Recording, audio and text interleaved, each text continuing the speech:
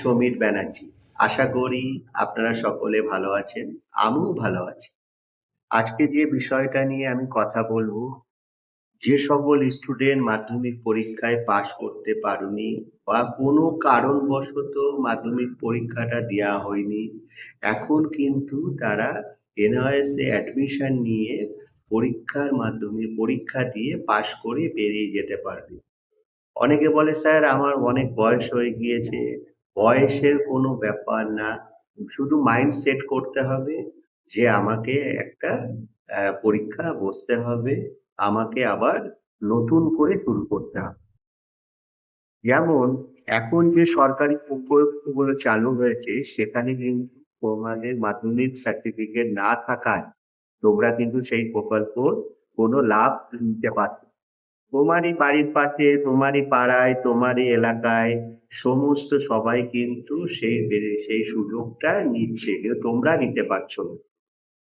এখন বর্তমানে যে যুগ, সেখানে যে ডিজিটাল যুগ, এখন সব মোবাইলে সবকিছু ইন্টারনেটের মাধ্যমে, হ্যাঁ?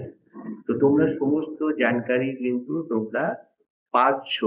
ভবিষ্যতে কিন্তু আরো কিন্তু কোথাও প্রাইভেট জব বা গভর্নমেন্ট জব, গভর্নমেন্ট ক্ষেত্রে সমস্ত জায়গায় কিন্তু মাধ্যমিক পাস না হলে উচ্চ মাধ্যমিক পাস সমস্ত কিছুরই কিন্তু সুযোগ সুবিধা আসতে চলেছে। এখানে তোমরা যদি পিছিয়ে থাকো, যে এই নেই, ওই নেই, স্যার কি করব? স্যার আমার বয়স হয়ে গিয়েছে, এখন আমি কি করে পারবো? কোনো কিছু না। NIOS এ সেন্ট্রাল গভর্নমেন্টের আন্ডারে এখান থেকে পাস আউট হওয়ার পর স্টুডেন্ট সমস্ত জায়গায় সেই সার্টিফিকেট ব্যবহার করতে পারবে।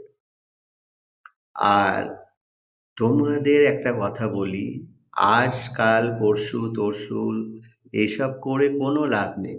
তোমরা এখনো সুযোগ আছে যে স্যার অনেকটা লেট হয়ে গিয়েছে, এখন কি করবো?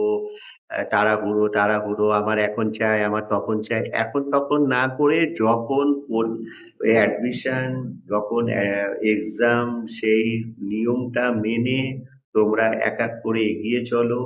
NIOS এর বোর্ড এক্সাম যেমন গভর্নমেন্ট স্কুলে এখন প্রেজেন্ট এক্সাম চলছে, সেই নিয়মটা পালন করেই কিন্তু তোমাদেরকে জীবনে এগিয়ে যেতে হবে।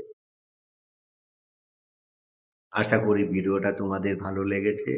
যদি ভালো লাগে বন্ধুদের সাথে শেয়ার, লাইক আর কমেন্টস করুন।